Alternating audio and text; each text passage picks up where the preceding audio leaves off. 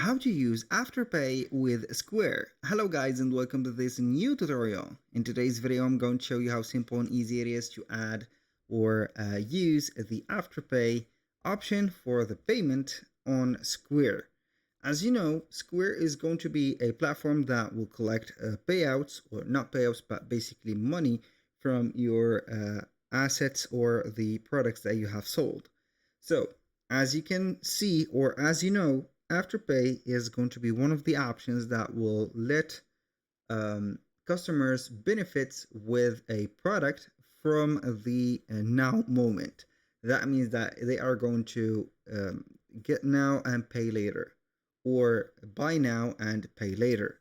So how we can add this option? Basically, we're going to head over squareup.com, and from here we're going to head over our settings.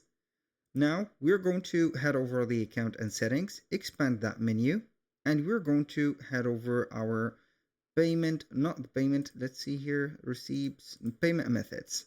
Click on payment methods.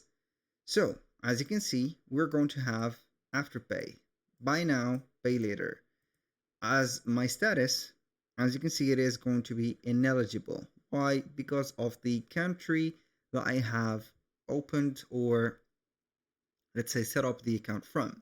It is not going to be compatible. So basically we do not work with Afterpay.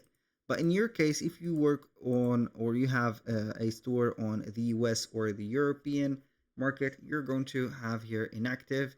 Click on activate or manage, and then you're going to activate on the online store and also the other channels, or the let's say publishing channels that you have for your products here. And then you're going to only activate it on them. That was pretty much it for today's video. Thank you guys for watching. I hope that you have enjoyed the content, and I hope to see you soon on the next one.